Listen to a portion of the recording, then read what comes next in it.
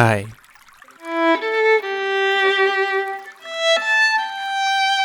I'm Bob Gimlin.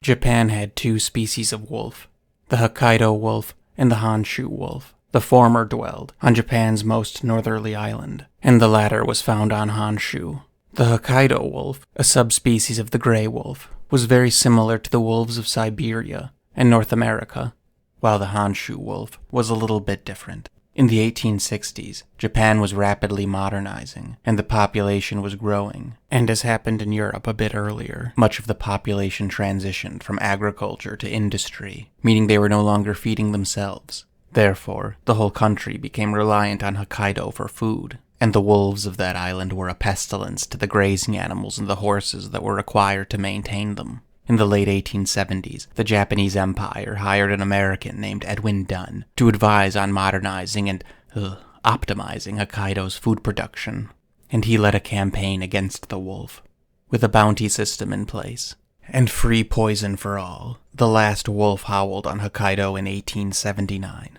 It must have been a very sad sound. But this video is not about the Hokkaido wolf, it's about the Honshu wolf, which is a far less common beast. See, mitochondrial testing of the long-dead Hokkaido wolf proved nearly indistinguishable from that of the wolves found in Alaska and Canada and the northern U.S. In fact, they're even more closely related to the North American wolves than they are to the wolves of Siberia. This was really no surprise. It just means that the population that made it to North America must have been the very same one that made it to Hokkaido. Actually, maybe this is a better depiction. Wolves initially come from Eurasia, so I'd guess the Hokkaido wolf and then the North American gray wolf were following the coast for whatever reason. And this is such a good example of why I think classification is so arbitrary. Is a North American wolf if it lives in Asia? Some people say this is impossible because the Japanese islands separated from the mainland between 25 and 15 million years ago, and gray wolves only made it to North America less than 1 million years ago. I guess their logic is that if wolves have only been wandering for 1 million years or so, then they couldn't have gotten to Japan before 15 million years ago. But water levels are constantly changing. It's strange how many academics seem to think that the water level is permanently stasis. Nothing about our ecosphere is. Anyway, no man or woman alive today has seen a Hokkaido wolf, but surely it would have looked very familiar, very much like one you would find in North America. But this is not the case with Japan's southern wolf. The Honshu wolf, also known as the Japanese wolf, allegedly went extinct in 1905. No photos exist of a living Honshu wolf from before this date. And as you can see here, the attempts at taxidermy of these century-old hides are abjectly abominable. However, based on skull measurements, they were believed to be one of the smallest species of wolves, behind the Arab wolf, Canis lupus arabs. Genetic testing revealed something rather surprising. The Japanese wolf was unlike any other wolf alive today. It turns out that it was the last known surviving member of the Pleistocene wolves, which are ancestrally and morphologically distinct from all other wolves alive today. The last Pleistocene wolf, which was a dire wolf, was believed to have gone extinct 7,500 years ago. That is, until it was learned that the Japanese wolf was one of them. Therefore, the last Pleistocene wolf went extinct in 1905. Or did it? In 1996, a mountaineer named Hiroshi Yagi was driving through Chichibu-Tamakai National Park when he spotted an animal cruising between a stream and the road. He said it was immediately apparent that it was something dog-like. Mind you, the wolf was believed to be extinct in all of Japan for nearly a century at this point. They have no coyotes, and though red foxes abound, this certainly wasn't one of them. He got out of his van and the animal had no fear. Rather, it looked at him quizzically. He said that upon first seeing the creature, it was obvious that he was not looking at a dog. He went on to say that it was certainly wolf-like, but distinct from the type he's seen before in books and movies and zoos. Yagi said, "I decided I would try and give him a rice cracker. I am right-handed, so I offered the cracker to him in my left, thinking that even if he bit my left arm, I would be all right. The creature approached within 7 feet of him and ignored the cracker. I should mention here that based on skull sizes from the 1700s, The Japanese wolf should not weigh more than 40 or 50 pounds. Were this beast the size of a gray wolf, perhaps he would have been more concerned. The wolf approached so close that Yagi's outstretched arm put the rice cracker almost right under its nose, but it never acknowledged the cracker. It just looked at Yagi curiously. Yagi said, quote, "He just stood there. I tried to see if he smelled like a wild animal, but he didn't. He had no smell, and just like a newborn baby, he had no knowledge or fear of danger." He went on to say, "It was like I was in a dream," as he proffered a rice cake to the extinct animal. Now, you may think that this is just another unsubstantiated cryptid or out-of-place animal report, with nothing to attest for it save this man's honor. But you'd be wrong. He took a photograph, and then 18 more. So, does this depict a Honshu wolf? Well, we know that the Honshu wolf was the last of the Pleistocene wolves, and we know that the biggest difference between the Pleistocene wolf and today's wolf is that the Pleistocene wolves had a much broader palate, a much wider mouth, and this would have given them, in my opinion, a pit bull or almost hyena-like mouth structure. And that sure seems to be what we're looking at in the photos. Gray wolves are very snooty, if you will. Perhaps like the short-faced bear is to the grizzly, the dire wolf is to the gray. Mitochondrial DNA has proven unsuccessful with the dire wolf, but the less specific nucleic testing reveals that dire wolves split from Canis almost 6 million years ago, and though dire wolves are still considered canine, there is an uneasy agreement among scientists that there is an argument to be made that dire wolves are not wolves at all, seeing as they don't share a common ancestor with the Eurasian gray wolf, the type species. Rather, they developed independently in North America 7 million years ago. Therefore, it is believed that the dire wolf appears wolf-like because they were functionally similar, which is known as convergent evolution, though in the dire wolf-gray wolf comparison, the term ecomorph is often thrown around, making the classification of Pleistocene wolves, or dire wolves as wolves, something of a misnomer. I was about to say, I have no idea why we still call them Canis, like this graphic from 2008 shows, but in my research just today, I've learned that they apparently are not, which is nice to see. So that's interesting. It's always fun to see change within your lifetime. Almost as if this is uncertain, anything can be. A lot of people seem to be under the impression that the dire wolf was larger than the gray wolf, and this is not true. Unlike in Game of Thrones, or GOT, dire wolves were not simply large gray wolves. They are nearly identical in height, though the dire wolf's face was significantly more robust. Regardless of that, there didn't seem to be any significant size difference. The dire wolf and the gray wolf are what are called ecomorphs. They mirrored each other because they shared the same niche. They ate the same prey in the same area using similar techniques. Therefore, nature dictated exactly how large they could be to sustain themselves. And nature would also dictate that this can't last long. One had to win sooner or later, for the same reason that the grizzly and mountain lion are unmatched in their own right. I will say, in my opinion, based solely on anatomical interpretation, I think the gray wolf focused more on endurance for a hunt. Their snouts were perhaps designed for a stronger sense of smell, and slender for a longer chase, while the dire wolf was a bit more rough and tumble. But that's only speculation, of course. The dire wolf had a larger snout, so you may think that they had a greater sense of smell, but the size looks more suited for muscle than sensory, in my opinion. Or IMO, as the kids say. Anyway, since 1996, Yagi has assembled a team of some 20 volunteers who actively search for the Honshu Wolf. They have over 70 motion-activated IR cameras and over 100 motion-activated video cameras. And the only supporting evidence they ever captured was one clip of a video that shows a deer running by and what sounds like a howl. That's it. I want to be totally clear about this, and keep in mind the subject of my channel. 20 people, 200 game cameras of varying types, over 25 years of research, a mere 40 miles away from Tokyo, and all they have to show for it is one ambiguous howl in the darkness. And mind you, they're searching for an animal we know exists, due to the photograph. No one says he doctored or hoaxed the photo. Even if this is just a stray or feral dog, then that means there are wild dogs out there, which they also didn't find. But to me, this photo depicts a Honshu wolf, and that's precisely what Yagi offered a rice cracker to that night in 1996. And I'm not sure what leg the skeptics have to stand on, but I suppose they'd say it was someone's dog that got loose, then went back inside or promptly died. The words elude me at the moment to explain this succinctly, but this sure looks like a wild animal to me. Its coat, its tail, its expression, its eyes. He doesn't look lost. He looks confident, meaning he felt at home at the time the photo was taken. He didn't eat the rice cracker, so he wasn't hungry, as one would imagine a stray or feral dog would be. In fact, he didn't even associate human food as food. So again, I have no problem saying that this is a Honshu wolf. Scientists say it's a stray or feral dog. Okay, if there was a population of feral dogs, shouldn't the research team and the cameras have found evidence of that? Scientists say, not necessarily. Well then, scientists, if stray dogs can remain elusive, why on earth couldn't the wolf? To me, this just goes to show how desperate people are to cling to the established. Strong claims require strong evidence, and I think these photos are pretty strong.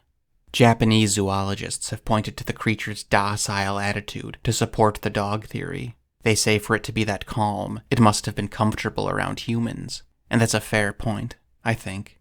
But, on Japan's main island, the wolf would be the apex predator. If he literally never encountered anything to contest him, why would he be fearful? In that case, the wolf was just politely inquiring whether or not Yagi was prey. As Yagi rather beautifully put it, the beast acted like a newborn baby, and had no knowledge of fear. Well, that's what happens when you're top dog, so to speak. Wolves hold a special place in Japanese culture, as they do in all places that bear witness to their nightly cries. And though the howls have ceased, the moonlight gone silent, the smoke of tradition lingers long after the flame gets snuffed out. First, there was a widely held belief of the Okuryo Kami, or an escort wolf. It was believed that a single wolf would follow a single traveler, and when the traveler concluded a particularly arduous or dangerous journey, they would thank their escort wolf. John Knight, author of Asian folklore studies, writes that there is a belief that, quote, when someone is walking alone along mountain roads at night, sometimes a wolf follows without doing anything. On nearing the destination, the wolf appears. The wolf's purpose is not to prey, but to protect. He goes on to say that the tradition was so ingrained on the island of Honshu that an offering of meat was often left for the escort wolf after a particularly harrowing journey was completed successfully. I think the English or American version of this would be to thank your lucky stars. The origin of thanking one's lucky stars is unclear. It predates Shakespeare. Some believe it refers to thanking your zodiac symbol.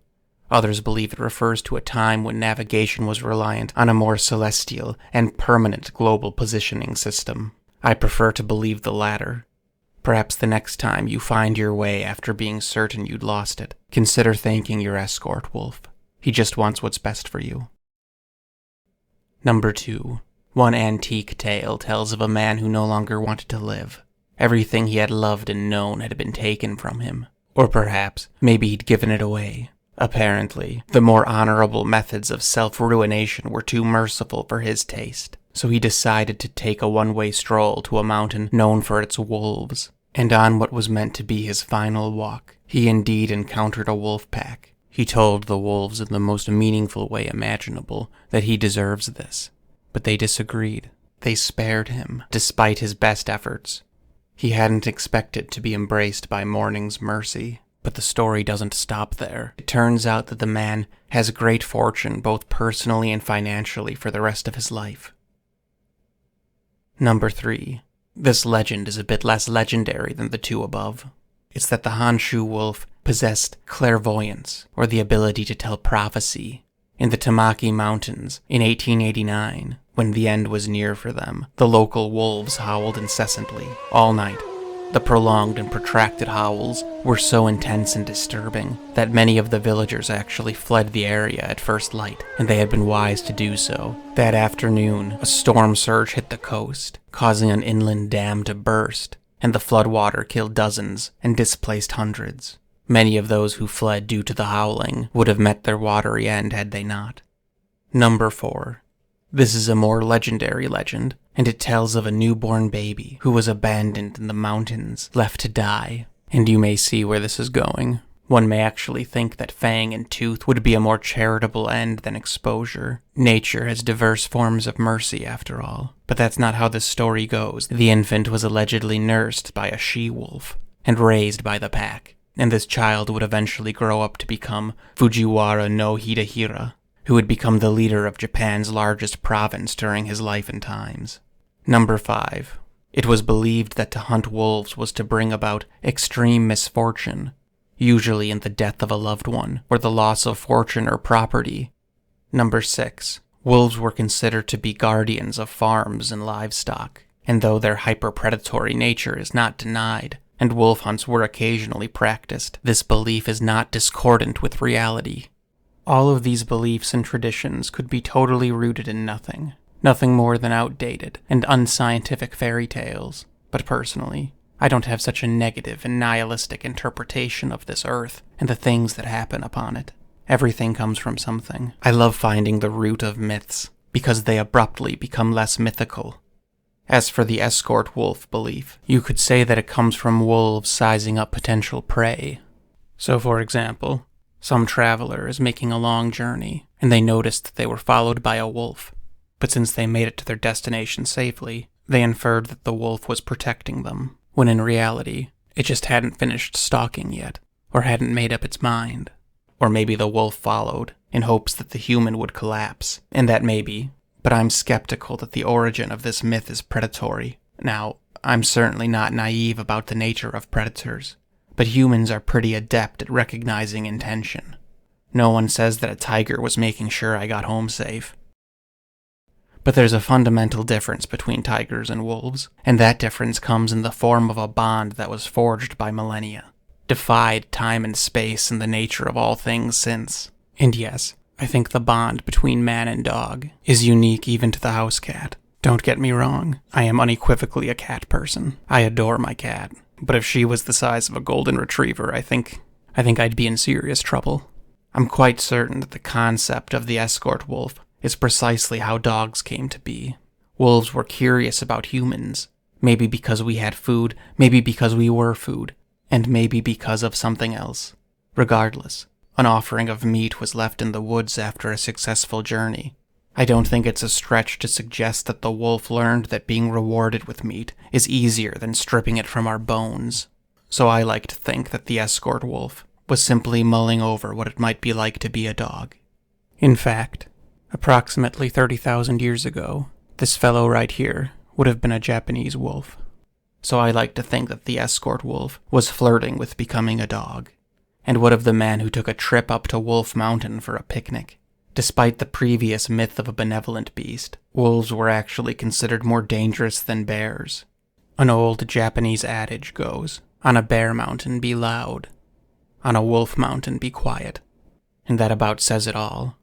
Though I should note, this is on the mainland where there were only black bears. I assume this doesn't translate to Hokkaido, where the Asuri prowls. Anyway, the kernel of truth to this legend is easy. If you survive a night among wolves, unscathed, the very fact that you're alive is fortune itself. Even a terrible normal night seems like a cakewalk after enduring a night of fangs. Or if you'd like to be even less literal, perhaps it means that facing down fear itself is the antidote for success in all things. Once you hit rock bottom, there's nowhere to go but up, and offering yourself as a feast seems pretty close to rock bottom to me. As for the howls that warned of the damning tide and the dam to burst, maybe the wolves heard telltale sounds, imperceptible to our humble ears. Maybe they felt a barometric shift. Maybe they heard a sad song from an insightful bird. Maybe it was a coincidence, or maybe it was something else entirely. Maybe someone who fled that day really had to live for reasons we'll never know. Regardless, a cypress tree stands where the event occurred in 1889.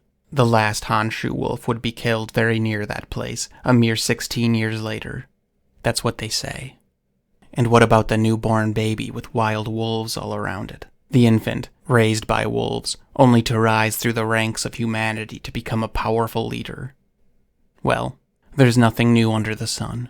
I think the message is clear. To be raised by wolves is to attain their cunning and ferocity, because wolves are both those things, but perhaps more importantly, they are political. A wolf may fend off a usurping alpha, but that's the easy part. The hard part is welcoming him back into the pack. And that's true leadership, and that is what's completely and entirely lacking in the world today. What about the belief that hunting wolves would bring about grave misfortune? Well, I take this as a representation of going with the flow of nature. Wolves are perhaps one of the most iconic representations or even literal manifestations of nature. And if you live near them, they remind you of it in a rather impactful and ominous way that's difficult to forget. So if nature is creation and being, and the wolf is nature, and if you're the type that seeks to destroy that, you're going to have a bad time. As for the belief that the wolf was the guardian of crop and livestock, how can this be when the wolf eats the livestock? Well, Japan had a problematic relationship with wild hogs. The Japanese wolf's favorite prey was the piglet. The more wolves around, the less hogs. Perhaps it's better to lose a cow than it is to lose an entire field, and therefore your ability to feed any of your cows. Basically, the scourge of the farm is the hog, and the scourge of the hog is the wolf. It makes sense that hogs would avoid the areas that their predators abound, and this goes right back to the previous belief. Maybe hunting wolves brought about bad luck because you'd be hurting your crop yield without realizing it, which kind of reminds me of the Western superstition about walking under a ladder bringing bad luck. It's like, I'm not exactly sure if that's a matter of luck. Walking under a ladder exponentially increases the chances of having a ladder fall on you. This is the type of superstition that is really only a little stition. So, the traditions of the wolf have persevered through the centuries, but has the wolf itself? Well, let's think about it. 20 full-time boots-on-the-ground searchers, 100 more part-time investigators, 200 game cameras of both the HD video and infrared variety. Over 20 years of this, in a protected park that's half the size of Rhode Island, merely 40 miles from one of the largest cities in the world. On an island only slightly larger than Idaho, but with approximately 50 times the population. And they've found nothing, except for one ambiguous, grainy, distant howl in the night. And we know there's something there, and it makes you think, if something can persist in these woods, what can persist elsewhere? Some people say that absence of evidence is evidence of absence, but this photo isn't absence. Perhaps absence of evidence is merely that. Absence of evidence, and a testament to the mountain's tempest and the persistence of life enduring. The persistence of life. Though I will say, this is far from the first encounter I've heard about, involving an unusual dog with a familiar disposition and no discernible origin. Anyway, even the wild wolf was no match for the march of modernism. The last wolf was shot a mere 28 years after the last samurai met a similar fate, to a similar device. Maybe one still lingers, and maybe both do in spirit. The wolf was feared, but it was also respected. One often begets the other.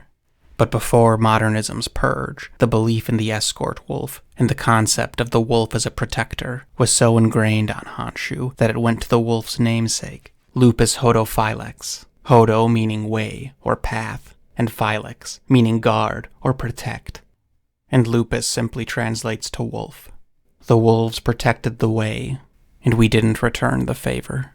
Southeast of Osaka, there is a bronze statue of a wolf, allegedly where the last Honshu wolf was shot in 1905. The inscription reads, "The wolf has perished, but its spirit lives on."